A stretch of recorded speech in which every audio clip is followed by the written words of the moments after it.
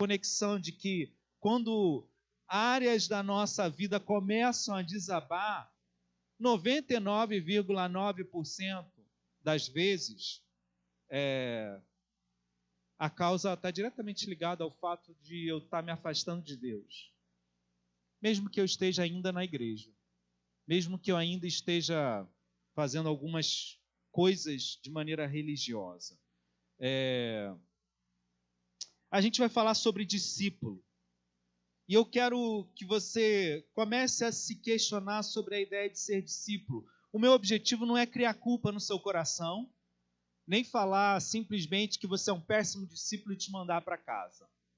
Obviamente que não.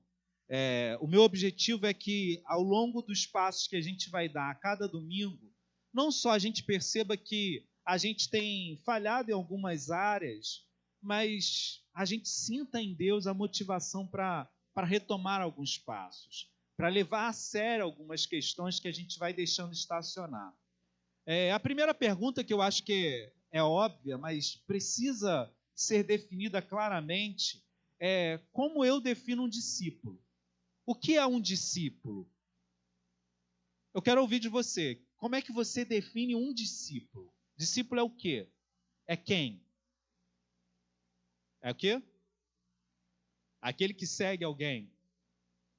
E aí, só isso? É suficiente? Um aprendiz? O pessoal tá bom, hein? Bom, se discípulo é aquele que segue alguém, é alguém que está aprendendo alguma coisa, eu preciso colocar no centro da minha vida essas características. Eu preciso definir como centro da minha fé o fato de eu estar seguindo alguém, o fato de eu estar aprendendo constantemente. Primeira pergunta, você não precisa responder, para você pensar um pouquinho. Por que será que a nossa vida, se a gente está aprendendo e seguindo a Cristo, eu espero que seja essa a nossa intenção, por que a nossa vida parece tão distante de Cristo? Porque tantas e tantas vezes parece que a gente está tão longe do nosso alvo.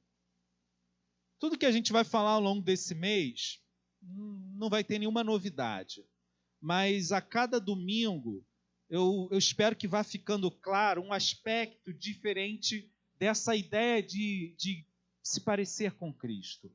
E que fique claro para você aonde você não está agindo, ou aonde você precisa mudar. E que mais do que uma mensagem que mexa com a gente, isso seja para a gente um retorno a uma caminhada intencional e intensa com Cristo. Em essência, o meu anseio é que esse mês termine e que as pessoas olhem para a gente e falem assim: cara, essa pessoa é um discípulo de Cristo. Nas coisas que a gente faz, nos encontros corriqueiros que a gente tem, as pessoas precisam sair com a impressão clara e inequívoca de que nós estamos seguindo a Cristo. Não que somos bonzinhos, não que somos moralmente corretos, não que somos alguém que se doa, mas que existe um motivo para tudo que a gente faz. Eu oro para que isso realmente fique claro. Como a gente já respondeu, é isso. Discípulo é alguém que é um aprendiz, que entende que não sabe das coisas, ou pelo menos não de todas as coisas. Alguém que busca outra pessoa para aprender dela. Os discípulos, no tempo de Jesus, seguiam o seu rabi, o seu mestre. E eles não questionavam. O seu rabi era autoridade sobre eles. O discípulo literalmente era um seguidor. Ser discípulo de Jesus consiste em obedecer o chamado de segui-lo, se submetendo a ele. Jesus manda eu virar à direita, eu viro à direita. Já viu o GPS? Imagina que Jesus é a voz do GPS. Só que a gente não obedece o GPS, né? Por que a gente vai obedecer Jesus? A gente sempre tem um atalho melhor. A gente sempre tem um jeito melhor de fazer as coisas. A gente sempre tem uma ideia mais original. Mas eu quero que você grave no seu coração uma questão, pensa comigo. Quando Jesus chama os seus primeiros discípulos, eles não sabiam onde Jesus ia levá-los, sabia? Sabia, sim ou não? Mateus, Jesus está passando e Jesus fala, ó, vem, me segue. Ele levanta e vai, loucão esse cara, né? Não tinha nada que fazer da vida. Não tinha nenhum compromisso. O tempo estava sobrando, estava entediado. Não era isso. Ele, como coletor, estava no meio do trabalho e provavelmente sair significa não ganhar dinheiro, pessoas passarem sem serem cobradas, os seus chefes ou os seus empregados ficarem chateados com ele. Seguir a Jesus sempre vai exigir de nós parar atividades, mexer com a percepção que as pessoas têm de nós.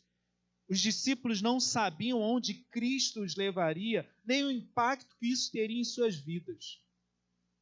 Mas o desejo de seguir Jesus era tão forte e intenso que eles não queriam saber. E eu fico pensando que talvez, em algum momento, a gente tenha perdido de vista o impacto da pessoa de Jesus. Eu acho que se tem alguma questão a ser trabalhada no nosso coração, é reencontrar em Cristo a pessoa que vale a pena ser seguida.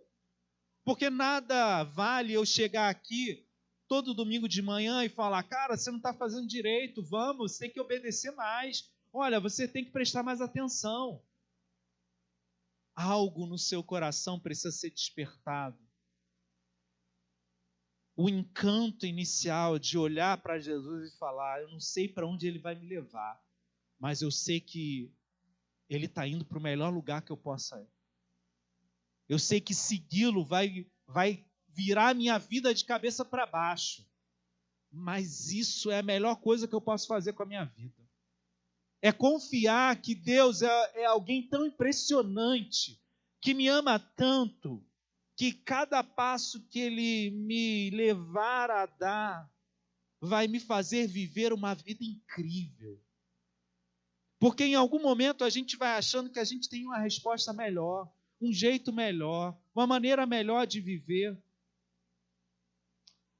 A pergunta é, os discípulos tinham alguém físico para ouvir e seguir. Ainda dá para fazer isso em nossos dias? Será que eu consigo ainda todos os dias seguir a Jesus? Será que sem a presença física de Jesus eu consigo segui-lo? Eu acho que eu não preciso perguntar para vocês, entendo que todos acham que sim, que Jesus é alguém vivo, que fala com a gente, que guia o nosso coração em meio às tempestades da nossa vida, que nos orienta em meio às confusões emocionais que a gente enfrenta a todo momento. É aquele que sabe as coisas pelas quais eu passo, e quando me guia a confrontos, ele sabe que esse é o caminho mais curto para uma vida real. Eu não sei como você tem encarado isso, mas a gente precisa voltar a desejar seguir a Jesus. E não tem como segui-lo sem ouvi-lo, sem perceber aonde ele está e o que ele está fazendo. Algumas pessoas no discipulado têm confrontado a fazer essa pergunta todos os dias. O que Deus está fazendo na sua vida hoje? E como você pode participar disso? Deus nunca deixou de agir, Deus nunca deixou de se fazer presente na nossa vida. Mas se a gente escolhe viver o mais fácil, a gente está escolhendo, muitas vezes, seguir a direção onde Cristo não está. Eu lembro, por exemplo, de Atos, e eu não preciso ler o texto, porque eu sei que você conhece ele, logo no momento em que os apóstolos enfrentam a perseguição, no momento inicial que Jesus tinha ressuscitado e subiu aos céus, os sacerdotes confrontam ele e falam assim, o Sinédrio fala, para de pregar. E eles apanham, são açoitados e despedidos e falam, a gente não quer mais ver vocês pregando esse tal de Jesus. E a oração deles é radical demais para os nossos dias. Ela chega a nos envergonhar, porque eles falam assim: Senhor, olha para as ameaças que eles estão fazendo, e nos dá ousadia para continuar pregando no teu nome. Talvez a gente orasse: Senhor, cuida deles, faz cair fogo do céu sobre a cabeça desses ímpios. Senhor, faz a gente passar no meio dessa confusão sem ser agredido. A gente pegou uma estrada e a gente começou a buscar demais a ideia do conforto, da realização, da completude que vem através da fuga do sofrimento. Mas é justamente os sofrimentos, os embates, os custos dessa vida que fazem tantas coisas valer a pena. Eu ouço às vezes alguns casais contando a sua vida e falam assim: poxa, a gente passou por maus bocados, mas, gente, isso torna a vida hoje muito mais doce, porque eu sei pelo que passei para chegar onde eu estou. É só você sentar com qualquer pessoa que tem um pouquinho mais de idade, ela vai lembrar talvez de uma infância em que ela passou por privações, e ela lembra disso não com dor, mas com alegria de ter superado, com a percepção da bondade de Deus. E hoje a gente foge demais daquilo que nos torna forte, daquilo que nos aproxima de Deus. E eu acho que esse é o grande ponto. Se a gente pode considerar talvez um primeiro passo na ideia de seguir a Jesus, talvez passe por essa questão. Se eu perguntar para você hoje, eu quero que você pense e responda para você mesmo: quem é Jesus para você? Define isso em 3, 4 palavras no seu coração. Quem é Jesus para você?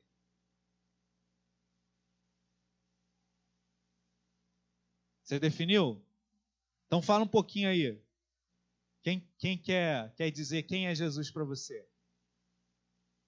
Crianças, quem é Jesus para vocês? Hein? Jesus não é ninguém, não é nada. É um silêncio. Quem é Jesus? É o Salvador. Que mais? Fale. Meu discipulador. Que mais? É o quê? Meu pai. É o quê? Princípio e o fim. Que mais? Fala, Sara. É Deus. Todas essas coisas são certas e valem a pena, como definição, não estão erradas, nem precisam ser descartadas, mas talvez uma das definições que eu acho que é tão importante para essa ideia de seguir a Jesus tem sido deixada de lado em nossos dias. Jesus é o Senhor. O que significa para você dizer que Jesus é o Senhor? Ele é o Senhor, a gente sabe disso, mas o que significa na prática, na minha vida, dizer que Jesus é o Senhor?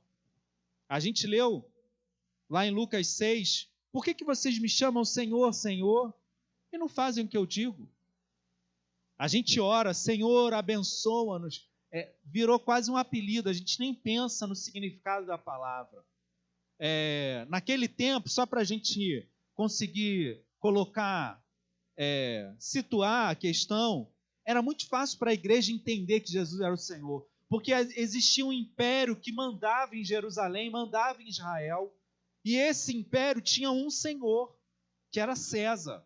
Quando se falava, César é o Senhor, significava dizer que a vida de qualquer pessoa debaixo do império estava na mão de César, e o que ele falasse valeria.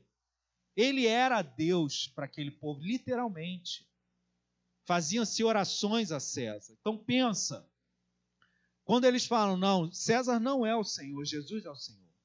É dizer que ele é soberano sobre todas as coisas. Sabe aquela questão que você vive no seu casamento, no seu emprego, na sua família, na sua vizinhança? Sabe aquele problemão que hoje mexe com você e te deixa ansioso? Aquela questão de saúde. Jesus é Senhor sobre essas coisas. Nada acontece fora do seu domínio. Principalmente quando caminhamos com Ele e vivemos a partir dEle, essas coisas não são mais muros que nos impedem de viver e avançar. Elas são oportunidades de Deus agir, oportunidades dele mostrar o seu cuidado, o seu poder.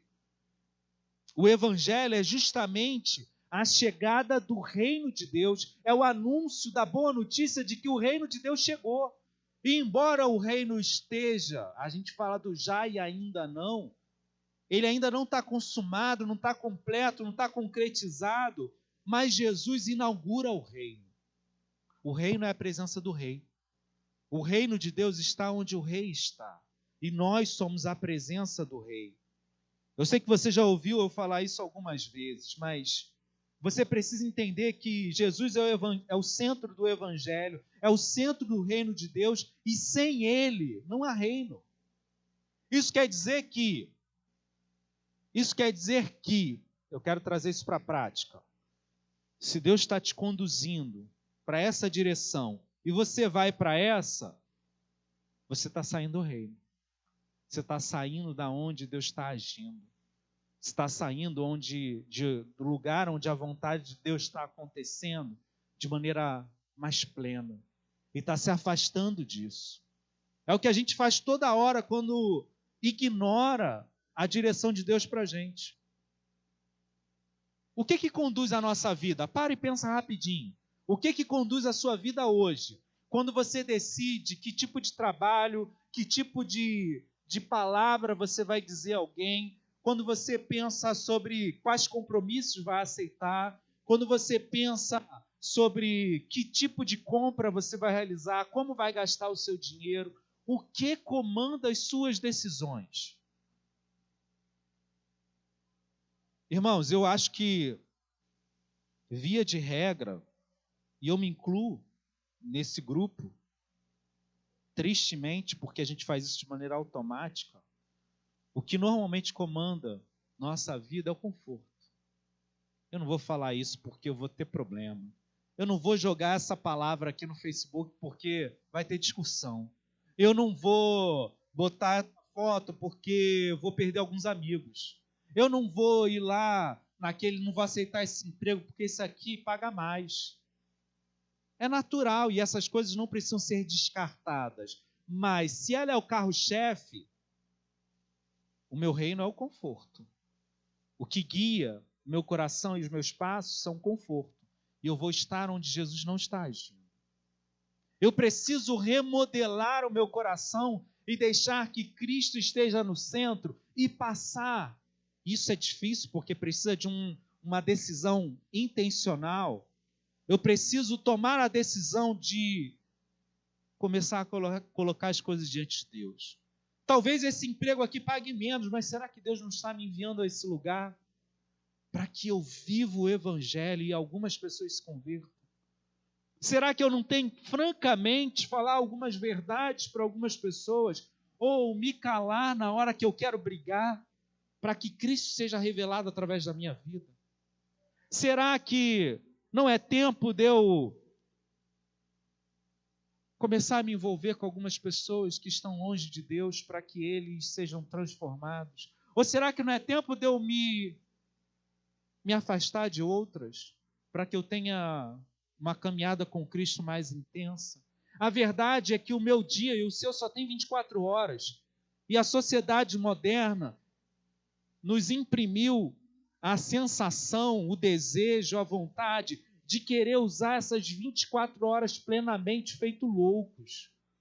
A gente não tem tempo para parar. E se a gente para, a gente se sente mal até, achando que a gente não está fazendo o que deveria fazer. Todos nós temos uma pilha de coisas para resolver, que vão sendo adiadas constantemente e que pesam no nosso coração. A gente é guiado por essas coisas. O que que Deus te manda fazer? Um exemplo simples, irmãos. Quantas vezes eu falo assim, cara, hoje eu não vou no culto porque eu tenho que fazer algo. Eu não vou ler a Bíblia porque eu tenho que fazer algo. Eu não vou estar com essas pessoas que estão se reunindo num pequeno grupo ou num tempo em que eu possa claramente ser luz, porque eu tenho outras tarefas. As tarefas nunca vão parar. E elas sempre vão tentar comprar, ganhar espaço na minha vida.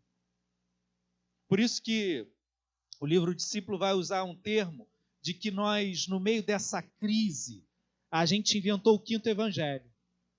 Existem os 4 evangelhos, a gente inventa um 5º, que é um evangelho que a gente está no centro. Um evangelho que fala de um Deus que me serve. Um Deus que não guia os meus passos, pelo contrário, eu guio os passos dele. As minhas orações são indicações do que Deus tem que fazer. As minhas leituras são meditações a respeito de como eu posso ficar mais feliz, como eu posso me encher mais. Sabe o que é trágico? É que toda essa busca pelo prazer, pela comodidade, tem nos levado exatamente ao sentido oposto. Pessoas adoecendo mentalmente. O que antes era uma exceção na sociedade, hoje virou regra. Todos nós, em algum grau, sofremos questões emocionais mais graves. Minimamente, sofremos momentos depressivos de maneira muito fácil. A gente se abate, a gente fica sem vontade, a gente fica sem saber o que fazer, porque a vontade é que o mundo pare, porque a gente está correndo há tanto tempo que a gente não dá conta e a gente quer entregar os pontos.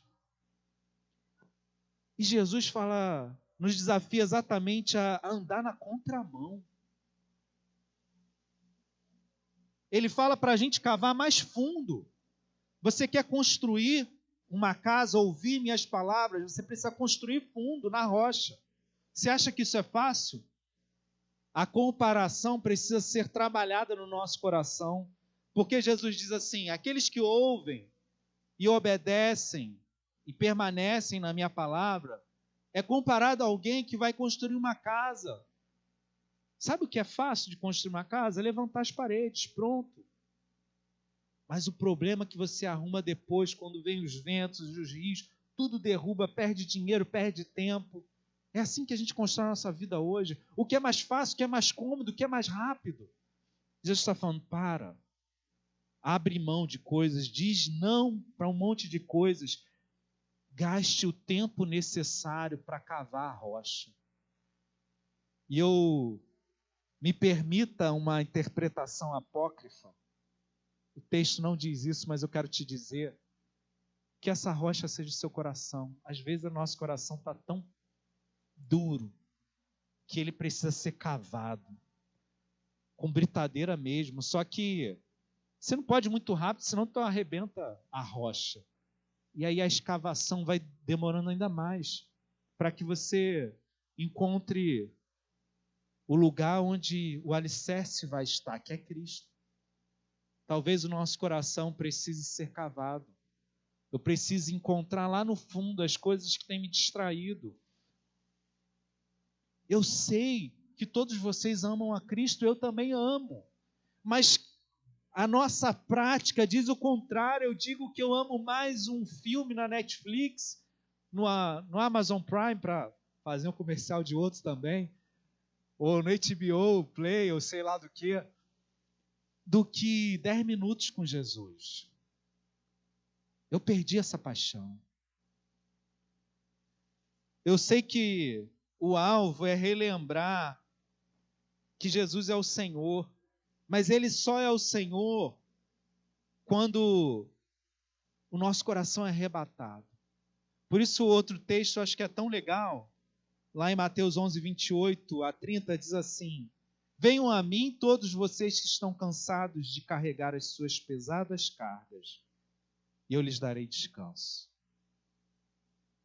Sejam meus seguidores e aprendam comigo, porque eu sou bondoso e eu tenho um coração humilde. e vocês encontrarão descanso. Os deveres que eu exijo de vocês são fáceis, e a carga que eu ponho sobre vocês é leve. Jesus podia vir quebrando tudo, não é assim que se fala?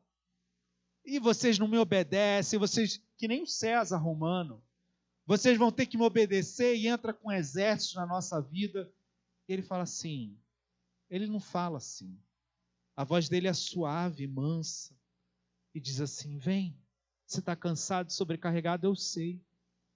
Eu sei que o seu coração se deixou sobrecarregar. E eu sei que você continua procurando escapatórias e alívios e descansos em todas as outras coisas que te cansam, que te sobrecarregam, que não te dão alívio. A gente parece cego, para falar o mínimo. Porque aquilo que nos mata é o que a gente continua tomando.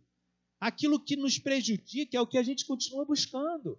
E a gente precisa acordar para isso. Esse ritmo de vida precisa ser confrontado por nós. E ele não vai ser confrontado sem dor e perda. Não tem como você dar meia volta e continuar seguindo. É o que a gente tenta fazer.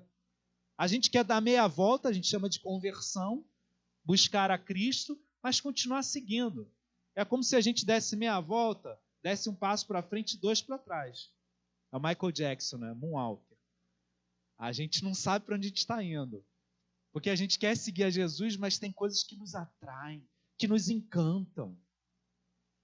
Acorda. Perceba que essas coisas estão te matando. Primeiro, te afastando de Jesus. E segundo, simplesmente te enganando. Elas não dão o que oferecem. Elas não são suficientes para manter o teu coração pulsando. Jesus fala, eu vou aliviar, eu vou te dar descanso, mas não é só isso. O versículo diz que ele vai exigir coisas para a gente, que são fáceis, se comparadas com as coisas que a gente tem enfrentado. Pensa bem, irmãos, eu lembro, embora não seja tão claro, mas eu lembro o quanto me custava atender às exigências das pessoas ao meu redor. E como eu tinha medo deles não me amarem mais, deles não serem mais meus amigos, deles não me deixarem mais estar com eles, de eu não ser mais suficientemente agradável. E isso é pesado demais. Eu me lembro o quanto eu fui buscando em outras coisas o alimento para a minha alma e para o meu coração que só Jesus podia dar. Eu me lembro o quanto eu fui me perdendo nessas coisas e eu dizia, só um sacrifício pequeno. Só que todos os dias um novo sacrifício era exigido. Até que Cristo entrou na minha vida e mudou tudo. Só que é natural, porque o pecado é sorrateiro. Ele encontra novos espaços para me exigir novamente. O que é ser discípulo? Se você quer um contraste claro, ser discípulo é não ser mais multidão. A multidão vem, ouve Jesus e vai para a sua casa. A multidão é alimentada pelo milagre de Jesus e segue o seu caminho. Dos discípulos se exige um compromisso maior. Um segmento que exige deles deixarem pais e mães, trabalhos, ganhos, amigos, casas. Infelizmente, irmãos, a gente foi perdendo isso. A gente foi perdendo essa percepção, a gente foi achando que dava para dar conta de tudo. Quando a multidão lá em Atos sente a pregação de Pedro, eles perguntam, o que a gente vai fazer? O que a gente vai fazer? Pedro fala em Atos 2,36 o seguinte, todo o povo de Israel deve ficar bem certo de que este Jesus que vocês crucificaram é aquele que Deus tornou Senhor e Messias. Esse Jesus é o Senhor. Ele está no lugar de César, reinando sobre tudo. E aí a continuação do texto diz que todos ficaram muito aflitos. Essa é a palavra usada. e perguntaram a Pedro e aos outros apóstolos: irmãos, o que devemos fazer? O Senhor foi crucificado, deixamos de segui-lo. E Pedro responde: arrependam-se. Cada um de vocês seja batizado em nome de Jesus Cristo, para que seus pecados sejam perdoados e vocês receberão de Deus o Espírito Santo. Perguntar a Paulo, por exemplo, qual o resumo do Evangelho, ele diz em Romanos 10, 9, se você disser com a sua boca, Jesus é o Senhor, e no seu coração crer que Deus ressuscitou Jesus, você será salvo. Eu acho que Jesus não vem simplesmente mandando e ordenando, mas isso não quer dizer que ele não é Senhor.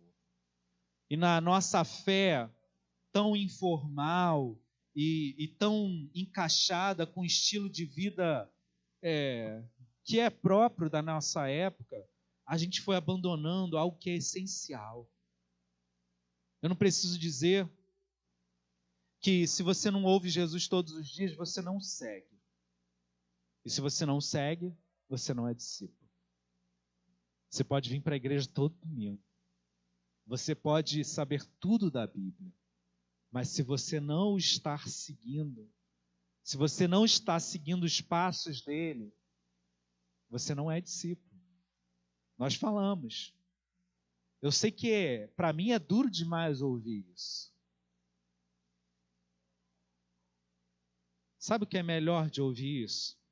É saber que é Jesus que fala com a gente. Se fosse qualquer outro Senhor, a gente estaria condenado. E acabou. Mas, mais uma vez, eu ouço Jesus nos lembrando de maneira mansa e suave. Falando com a gente que a gente precisa parar de acreditar que a gente pode conduzir nossa própria vida. Porque é nisso que a gente acredita. Que eu sozinho posso conduzir. Eu tenho boas ideias, eu sei onde o calo aperta, eu sei o que devo fazer. Estar no trono da minha vida significa, claramente, que eu estou guiando meu coração.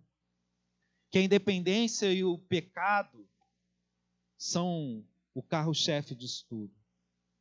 É óbvio, nós não somos salvos por fazer coisas, mas a salvação vai se concretizando na nossa vida, vai se tornando real e palpável, à medida em que Jesus é o Senhor do nosso coração. Quero encerrar, irmãos, lembrando que a gente tem um Senhor maravilhoso. Porque o que gera culpa e aquele que acusa o nosso coração é o diabo. Jesus nos confronta e nos pega pela mão. Eu ouvi algumas vezes pessoas perguntando: o que Jesus vai te perguntar quando você chegar no céu? E aí ele vai perguntar o que você fez com a sua vida. Ele vai perguntar como é que você usou os seus dons e talentos. Sabe o que eu acho que Jesus vai perguntar para a gente quando a gente chegar no céu? E aí já está lá em Marcelo, capítulo 3, versículo 12. Eu acho que ele não vai perguntar nada. Eu acho que ele só vai nos abraçar. E eu realmente visualizo uma recepção individual, onde o meu Senhor vai estar lá. O mesmo Senhor que perguntou a Pedro: Pedro, tu me amas? E Pedro, tu me amas mais do que esses outros? Você é tão bom, você é o líder, e aí, o que você fez? Senhor, tu sabes que eu te amo. O Senhor sabe as limitações da minha caminhada. Mais do que me dá bronca, e mais do que me dá ordens, o senhorio de Cristo me traz para uma vida real. E é isso que ele nos chama hoje.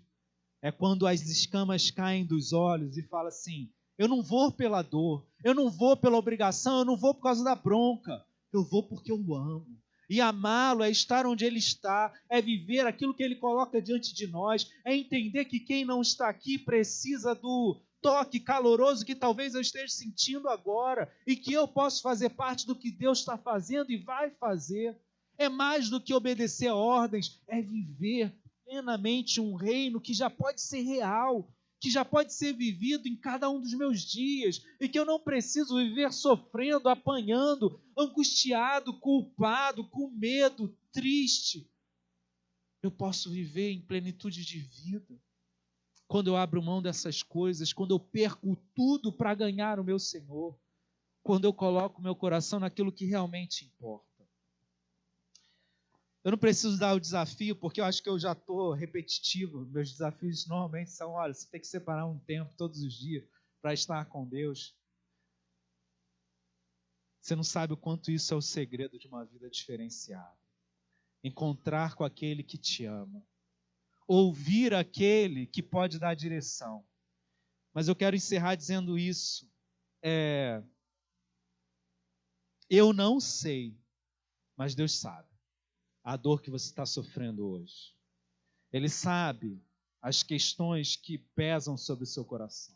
E Ele sabe como ninguém.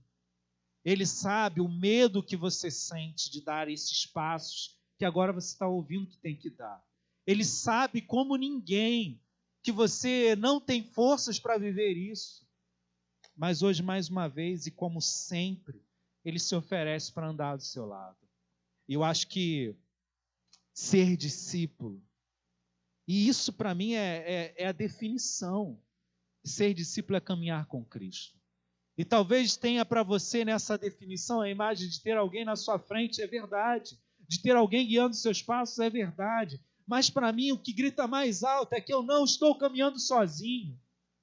Eu não caminho sozinho. Eu estou com aquele que me ama e que jamais vai me abandonar. Aquele que começou a obra em vós é fiel para terminá-la. E eu sei que Ele vai terminar. E às vezes eu me importo de sermos poucos, mas eu me importo muito mais de não estarmos vivendo a melhor coisa que a gente pode viver como cristão, que é não caminhar sozinho, caminhar com Cristo e uns com os outros.